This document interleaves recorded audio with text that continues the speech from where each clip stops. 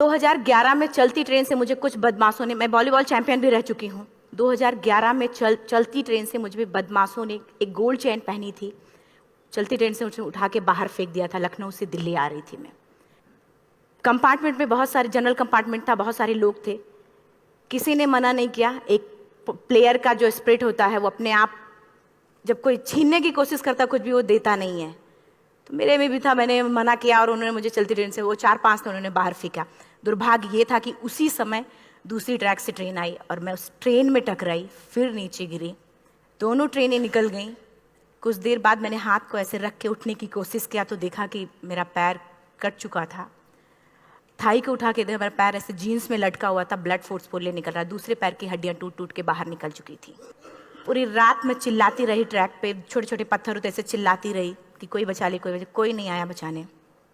और जब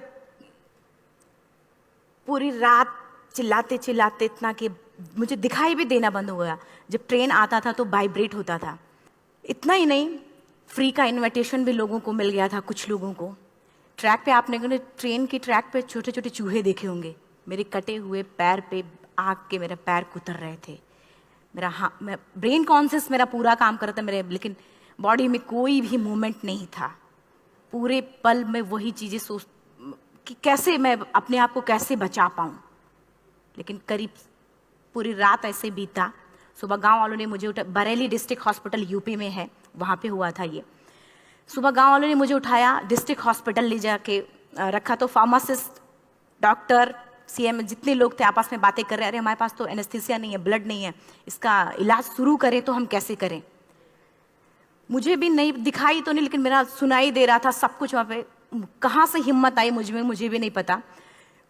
मैंने बोला वहाँ पे कि सर जब मेरा पूरा पैर कटा, तब मैंने इतनी देर रेलवे ट्रैक पे थी, मैं उस चीज़ को बर्दाश्त किया, तो अभी तो आप मेरे अच्छे के लिए मेरे पैर काटेंगे। शायद आपको यकीन नहीं होगा, या फिर कभी आप लोगों ने ये चीज़ नहीं देखी, कोई डॉक्टर या फार्मासिस्ट अपना ब्लड दे के किसी पेशेंट को बचाया। मेरी इस बात को सुनने के बाद वहाँ के डॉक्टर और फार्मासिस्ट दोनों ने एक एक यूनिट ब्लड दिया और मेरे पैर को बिना एनेस्थीसिया अलग कर दिया गया। आज भी मैं उस दर्द को महसूस करती हूँ। जब भी मैं जब बोलती हूँ तब मैं वो चीज़ें महसूस करती हूँ। उसके बाद जब बात मीडिया में आई, लोगों को पता चला कि रिमा नेशनल प्लेयर है, KGMC king George medical college Lucknow में एडमिट करा, लखनऊ से फिर sport minister, AIIMS trauma centre Delhi. तब तक सब ठीक ठाक चल रहा था, प्लेयर होने की वजह से अच्छा ट्रीटमेंट मिलना शुरू हुआ। करीब 4 महीने मैं एम्स में रही। एम्स में रहने के बाद जब मैं थोड़ा ठीक हुई, करीब 25 दिन बाद जब ठीक हुई, न्यूज़पेपर में गोल गोल लिख के आ रहे कि अरुणिमा के पास टिकट नहीं था, अरुणिमा ट्रेन से कूद गई। उसका खंडन किया घर वालों ने, फिर बोला कि अरुणिमा सुसाइड करने गई थी। जिस लड़की का शरीर का एक अंग कट चुका, पूरी जिंदगी का पता नहीं कि व्हील चेयर है, बैसाखी, या पता, यहाँ तक कि मेरे स्पाइन में 3 फ्रैक्चर था, मुझे ये भी नहीं पता था कि मैं बेड से उठ भी पाऊंगी कि नहीं। अंदाजा लगाया जा सकता, सिर्फ अंदाजा लगाया जा सकता है कि उसकी दिलो दिमाग पे क्या चल रहा होगा, उस परिवार की क्या स्थिति रही होगी, जब जिस परिवार की एक यंग एज लड़की का इस तरीके का सिचुएशन हुआ हो। फिर भी कहते हैं कि जहाँ चाह होती वहाँ राह मिली जाती है।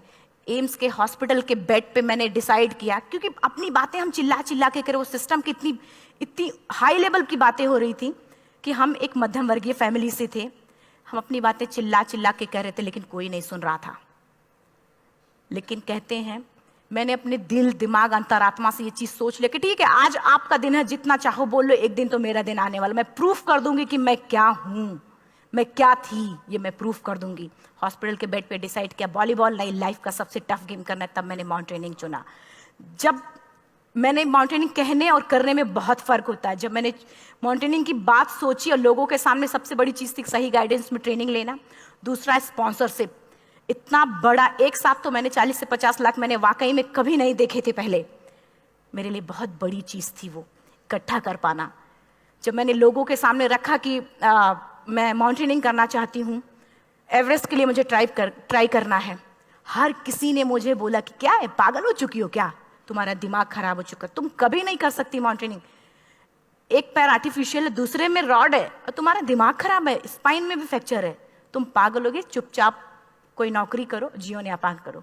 क्योंकि लोगों का सबसे बड़ा प्रॉब्लम ये होता है, लोग फिजिकल देखते, पैरों को मेरी अंतरात्मा में क्या चल रहा था वो तो किसी को पता ही नहीं था।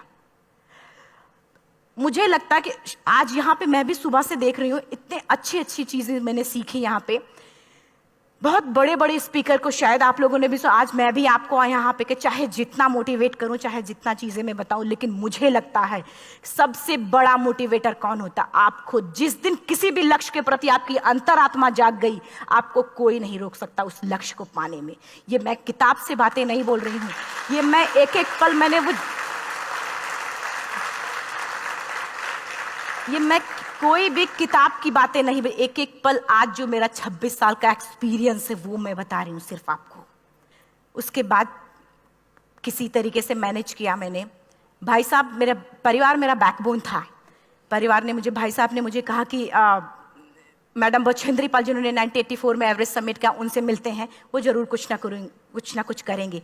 हॉस्पिटल से निकलने के बाद मेरे राइट लेग में स्टिचेस लगी थी। मैंने डायरेक्टली घर जाने की बजाय, जब लोग ये सोचते हैं कि मुझे अपना जीवन यापन कैसे करना है, जब लोग ये सोचते हैं कि मुझे अपनी जिंदगी के मेरे दिमाग में सिर्फ 2 चीजें चल रही थी, मुझे इनका जवाब कैसे देना है और एवरेस्ट समिट कैसे करना है।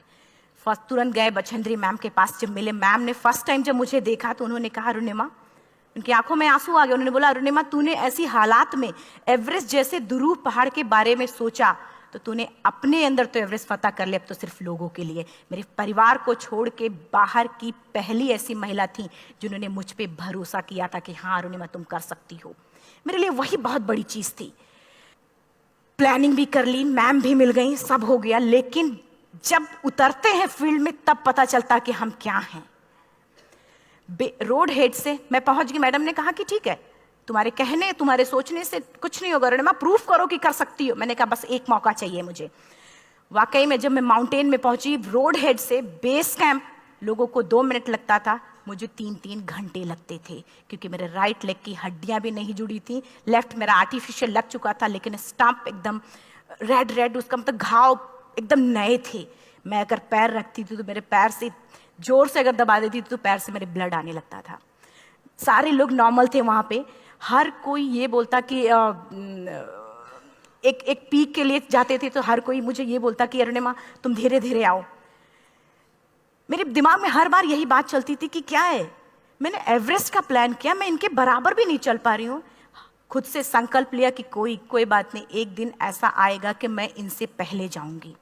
और आपको शायद यकीन ना हो, आने वाले 8 महीने बाद पूरा का पूरा वेट उठा के बेस कैंप से साथ निकलते और टॉप पे पहले पहुंचते। ऐसे करके देखते थे कि अरे ये लोग तो पीछे। खुशी होती थी। उससे भी ज़्यादा मुझे खुशी तब होना शुरू हुआ जब वो सारे लोग आके मुझसे ये पूछते, मैडम खाते क्या हो, बता दो, पैर नहीं है फिर भी कैसे चलते हो। उसके बाद पूरा मुझे स्पॉन्सरशिप मिला। मैं जब एवरेस्ट के लिए गई, मेरे लिए सबसे बड़ा, एवरेस्ट की जर्नी में मेरे सबसे बड़ा चैलेंज यही था कि दूसरे को समझा पाना। मैं नहीं समझा पाती कि भाई मैं कर सकती हूँ। जब मैं एवरेस्ट के लिए, शेरपा होता, शेरपा को जब ये बात पता चला कि मेरा प्रोस्थेटिक लेग है, आर्टिफिशियल लेग है दूसरे में रॉड, बोला नहीं ले जा सकता, इसकी वजह से तो मेरी भी जान जाएगी। मैडम ने, हमने सबने कन्विंस किया किसी तरीके से। मन वाकई में जो टीवी में हम और उसमें फोटोज में देखते हैं, ब्लू और ग्रीन आइस, हिला देने वाला होता। जितना सुंदर दिखता उतना ही हिला देने वाला होता। जब मैं हमारे ग्रुप में 6 लोग थे, रॉकी एरिया तक मैं सबसे पहले थी, लेकिन जैसे ही मैं ग्रीन और ब्लू आइस में गई, मेरा आर्टिफिशियल लेग स्लिप कर जाता था। फ्रंट पॉइंटिंग से, जब मैं फ्रंट क्रैम्पोन से फ्रंट पॉइंटिंग मारती थी, लेफ्ट से पेन होता था तब भी करते, लेकिन आर्टिफिशियल जैसे फ्रंट पॉइंटिंग मूव हो जाता, मेरा पैर ही मूव हो जाता था। शेरपा मुझे बोला नहीं हो सकता अरुणिमा, जबरदस्ती मत करो। मैंने कहा कुछ नहीं, ये मेरा पैर है, मैं जानती हूँ कैसे चलेगा। फाइनली 1-2 बार 3 बार करने, 4 बार 5 बार होल हो जाता था। आइस थोड़ा टूट के निकलता था तो मैं वहां पैर रख के जाती थी। कैंप 3 तक ठीक था, प्रॉपर एक्लेमेटाइज किया अपने आप। कैंप 3 तक जनरली गए। बात जब कैंप 3 के ऊपर की होती है, साउथ कोल समिट, अच्छे माउंटेनियर, अच्छे दिलेर के हौसले धरे के धरे तब रह जाते हैं जब अपनी आंखों के सामने किसी को मरता देखता है, और दिमाग में बात, जब जिसको डिसीजन मेकिंग, और जब दिमाग में बातें जब ये आने लगती हैं कि अरे जिस चीज के लिए हम जा रहे हैं उसी चीज के लिए आदमी मर रहा है, इसी चीज के लोग लिए मर चुके हैं। रात में क्लाइंबिंग, ज्यादा से ज्यादा माउंटेनिंग रात में की जाती है क्योंकि वेदर शांत होता है। जब मैं रात में निकली साउथ कोल से, कैंप 4 से, मेरी हेडलाइट जिधर ही हेडलाइट जा रही थी उधर ही डेड बॉडीज मुझे नजर आ रही थी। मेरे रोंगटे खड़े हो रहे थे। मुझे समझ में नहीं आ रहा था कि मैं करूं तो क्या करूं। इतना ही नहीं, मैं जिस रोप में थी उसी रोप में जब मैं आगे जा रही हूं और एक बांग्लादेशी, उनका हाथ हल्का हल्का ऐसे हिल रहा, मुंह से आवाज आ रही थी। मैं एक्सप्लेन नहीं कर सकती मुझे कितना डर लग रहा था। बार बार ये बार बार मन में आती, इसका ऑक्सीजन खत्म हुआ है, ये मर चुका है लास्ट सिचुएशन में, और हम कुछ नहीं कर पा रहे हैं, क्या करें। उसके बाद मैंने 10 से 15 मिनट सिर्फ मैं वहां खड़ी रही। मैंने सिर्फ इतना बोला कि अगर आप सभी में से सभी ने एवरेस्ट सबमिट कर लिया तब तो ठीक है, अगर नहीं सबमिट किया है मैं सबके लिए एवरेस्ट सबमिट करूंगी और जिंदा वापस जाऊंगी। क्योंकि जैसा हम सोचते हैं हमारी बॉडी उसी तरीके से जनरेट करना शुरू करती है। मैंने डेड बॉडी, क्योंकि जा ही नहीं सकते थे किनारे से, उसी रोप में वो एंकर है, डेड बॉडी को लांगी और लांग के जाना शुरू किया। हिलेरी स्टेप साउथ समिट के करीब जब मैं खुद पहुंची, मेरे शेरपा ने एक जोर से झटका मुझे दिया कि अरुणिमा वापस चलो, तुम्हारा ऑक्सीजन खत्म हो रहा है। हिलेरी स्टेप के बाद एवरेस्ट समिट है, थोड़ा चलने के बाद एवरेस्ट समिट है। अगर कोई आपसे ये बोले, आप अपने टारगेट के इतने करीब हो, अगर कोई आपसे ये बोले कि अरुणिमा वापस चलो, कैसा लगता है। मैंने भी यही बोला, सर क्या बोल रहे हो आप, मैं नहीं जाऊंगी वापस। बोले अरुणिमा जिंदगी रही दोबारा ट्राई करना और एवरेस्ट समिट हो जाएगा दोबारा तुम्हारा। मैंने कहा नहीं, ये आप जिंदगी में गोल्ड चांस बार बार नहीं आते, लाइफ में कभी कभी आता है, ये आपके ऊपर आता, आप उसको पकड़ के रखते हो या फिर छोड़ देते हो। मैं अपना गोल्ड चांस कभी नहीं, क्योंकि मैं जानती थी मुझे स्पॉन्सरशिप बहुत मुश्किल से मिला, एक बार अगर मैं छोड़ देती दोबारा मुझे कभी नहीं मिलता। मैं बहुत अच्छी तरीके से जानती थी। मेरा फाइनली मुझे बछेंद्री मैम ने भी एक बार बात समझाई थी, मेरी माँ ने मुझे एक बात बताया था कि लाइफ में कभी कभी सिचुएशन ऐसी आती है जब सिर्फ आप अकेले होते हो, डिसीजन सिर्फ आपको लेना होता है। जहां पे भी होना, खड़े होकर हल्का सा पीछे मुड़कर देखना और ये सोचना कि आप एक एक कदम चल के यहां तक पहुंचे हो, सिर्फ अपना एक कदम आगे बढ़ाना, तुम देखना कुछ देर बाद तुम टॉप पे होगी। मेरे दिमाग में उनकी बातें वीडियो की तरह चल रही थी और सिर्फ एवरेस्ट का टॉप चल रहा था। मैंने शेरपा को पहले कन्विंस करने की कोशिश की कि भाई चल, कुछ नहीं होगा भाई चल। फाइनली जब वो नहीं माना, मैंने एक कदम आगे बढ़ाया, डिसीजन लिया कि नहीं जाना ही जाना है।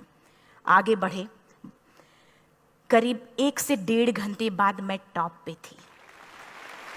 और इतना ही नहीं, आज भी मैं जितनी बार बोलती हूं उतनी बार मैं महसूस करती हूं, मेरे रोंगटे खड़े हो जाते हैं, मेरा दोनों हाथ ऊपर करके जोर जोर चिल्लाने का मन कर रहा, कितनी जोर से चिल्लाऊं कि सबको बता दूं कि आज मैं टॉप ऑफ द वर्ल्ड पे हूं। उन लोगों को बता दूं जो लोग ये सोचते हैं, लड़की, दूसरे विकलांग, तीसरे मिडिल क्लास में, जो लोग एक बार हार के फिर दोबारा लड़ना नहीं चाहते, जो लोग हारने के बाद सोचते हैं कि हम दोबारा कुछ कर नहीं सकते, उन लोगों को मैं चिल्ला चिल्ला के टॉप से बताना चाहती थी कि नहीं, आप सब कुछ कर सकते हो, सिर्फ एक सोच की विकलांगता, हैंडीकैप आदमी यहां से होता है, यहां से नहीं। अगर यहां से जो आदमी विकलांग है तो नॉर्मल आदमी भी विकलांग है, जो अगर यहां से विकलांग है। चिल्ला चिल्ला के मैं बताना चाहती थी। मैंने शेरपा से कहा कि आप एक फोटो खींच लो, क्योंकि सारे लोग फोटो, अपना नेशनल फ्लैग का जो वैल्यू होती है ना, वो जब हम कहीं बाहर होते हैं तो पता चलता है। मुझे भी बहुत खुशी हो रही थी, फ्लैग को हग किया और बोला फोटो खींचो। बोला पागल हो गई है, तेरा ऑक्सीजन कभी भी खत्म हो जाएगा, नीचे चल। नहीं, फोटो खींच लो। फोटो खींचा उसने। वो तो अगली बार इतना तेज गुस्सा हुआ, मैंने उसको बोला कि भाई वीडियो भी बना ले। 8848 की हाइट पे ऑक्सीजन खत्म हो रहा है, आज हम भी हंस रहे हैं आप लोगों के साथ क्योंकि यहाँ पूरा ऑक्सीजन है। और 8848 की हाइट पे जब मुझे शेरपा, कोई भी शेरपा को बोलेगा भाई वीडियो बना, तो परेशान हो जाएगा, पागल हो चुकी, क्या तुम मर जाए, यहाँ मैं जा रहा हूं नीचे। मैंने कहा नहीं, कुछ नहीं होगा, आप बनाओ वीडियो। किसी तरीके से मैं 4-5 पेयर बैटरी रख के लेके गई कि डिस्पोजल कैमरा, एक अलग कैमरा की, मतलब एक नहीं काम करेगा तो दूसरा करेगा, प्रॉपर प्लानिंग से। शायद आप लोग भी सोचो कि वाकई में लड़की को इतना बड़ा रिस्क लेने की क्या जरूरत थी, कि जिंदगी कभी भी जा सकती थी इसकी। लेकिन मैंने वो रिस्क लिया क्यों? क्योंकि मैं चाहती थी, कहीं ना कहीं से मेरे भी दिमाग में ये बात आ चुका था कि मैं जिंदा वापस ना जाऊं। मैं चाहती थी कि अगर मैं जिंदा ना जाऊं तो ये वीडियो मेरे इंडिया, शेरपा से मैंने यही बात बोली, ये वीडियो अगर मैं जिंदा नहीं जाती, ये वीडियो मेरे इंडिया पहुंचा देना, मेरे यूथ तक चला जाएगा। क्योंकि मैं चाहती थी कि 11 अप्रैल 2011 को मेरा एक्सीडेंट हुआ, 21 मई 2013 10:55 पे मैं टॉप ऑफ द वर्ल्ड पे थी। ऑलमोस्ट 1 से 2 साल के अंदर कैसे?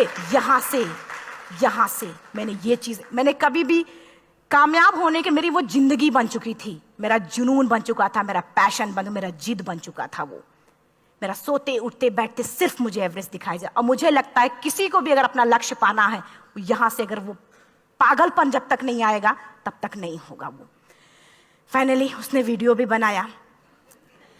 आप बोल रहे फटाफट अरुणिमा नीचे भागो। जब मैं टॉप पे थी तो कुछ लोग और भी थे, लेकिन 10:55 पे मैंने एवरेस्ट समिट, 11 बजे के बाद अगर कोई अटैम्प्ट करने की कोशिश करता है उसको सुसाइड अटैम्प्ट बोलते हैं। जैसे ही मैं नीचे चलना शुरू की, मैंने कहा भाई हाँ चल नीचे चलते हैं। ज़्यादा से ज़्यादा मौतें नीचे आते वक्त होती हैं एवरेस्ट पे। जब मैं नीचे आ रही हूँ, थोड़ा दूर ही मैं नीचे चली थी, मेरा ऑक्सीजन पूरी तरीके से खत्म। सिर्फ अंदाजा लगाया सकता कि जब ऑक्सीजन खत्म हुआ क्या परिस्थिति रही होगी। मैं ऐसे नीचे गिर गई और शेरपा मुझे बोला कि अरुणिमा मुझे यकीन नहीं था कि तू एवरेस्ट सबमिट कर पाएगी, लेकिन फिर भी तूने किया। मैं चाहता हूँ कि अरुणिमा जिंदा चल, तू वापस उठ, खड़ी हो। मुझे खड़ा करने की वो कोशिश कर रहा था बार बार, मैं खड़ी नहीं हो पा रही थी, वाकई में दम ही नहीं था। लेकिन फिर भी कहते हैं कि जैसे हमारे नियम होते हैं वैसे ऊपर वाले के भी नियम हैं। उसकी लिस्ट में जब मेरा नाम नहीं है तो वो मुझे नहीं ले जा सकता। अगर दूसरी चीज, मेरा कॉन्सेप्ट एकदम क्लियर हो चुका था। जब रेलवे ट्रैक पे मैं थी, रेलवे ट्रैक पे 7 घंटे में पड़ी थी, 49 ट्रेन अप डाउन हुई थी, तो मेरा कॉन्सेप्ट एकदम क्लियर हो चुका था। इसका मतलब है कि ऊपर वाले ने अगर मुझे कुछ बचाया है तो कुछ ना कुछ इतिहास रचने के लिए बचाया है। मैंने पॉजिटिव तरीके से सोचा। और उसी समय एक ब्रिटिश क्लाइंबर नीचे से ऊपर आ रहा था और उसके पास 2 ऑक्सीजन, तो उसने एक को वहीं फेंका और दूसरे को लेके नीचे जाना शुरू किया क्योंकि वेदर खराब था। मेरा शेरपा मुझे एंकर किया और जाने लगा नीचे, और वो फटाफट उसको लेके आए, मुझे लगाया। उसने बोला अरुणिमा तू बहुत लकी है कि तुझे यहाँ पे ऑक्सीजन मिला है। वाकई में ऊपर वाला भी चाहता है कि तू जिंदा रहे। वो मुझे बार बार लकी लकी बोल रहा था। शायद आप लोग में से भी कोई होगा कि जो लक और भाग्य जैसी चीज़ों पे यकीन करता हो, या पता नहीं भी। मैं किसी की भावनाओं को ठेस नहीं पहुंचाना चाहते, लेकिन मैं इन किसी भी चीज़ों पे भरोसा नहीं करती, क्योंकि मेरा मानना है कि लक भी उसी का साथ देता है जिसके अंदर जीतने का जज्बा है। अगर आपके अंदर जीतने का जज्बा नहीं है, चारों तरफ सिर्फ बहाने होते हैं, सिर्फ बहाने, इतना सारा एक्सक्यूज होता है। शायद मैं भी अगर वापस आ गई होती तो मैं बोल देती मेरा ऑक्सीजन खत्म है, कोई मुझसे पूछने ना, बछेंद्री मन, न मेरा परिवार, कोई भी मुझे पूछने नहीं आता। लेकिन क्या कभी मैं अपने आप को समझा पाती? कभी नहीं। फाइनली जो भी था, लक भाग्य किस्मत में नीचे आ रही थी, बहुत खुश थी। माउंटेन, डेड बॉडीज, मेरा शेरपा, ये लोग थे। मैं किसी से शेयर भी नहीं कर पा रही थी कि अरे मैंने एवरेस्ट सबमिट किया, किसी से शेयर भी नहीं कर पा रहे थे। फटाफट मैंने नीचे हील मार के, हम ऐसे हील मार के नीचे आ रहे थे। एकाएक मेरा प्रोस्थेटिक लेग, पूरा का पूरा लेग ही निकल गया।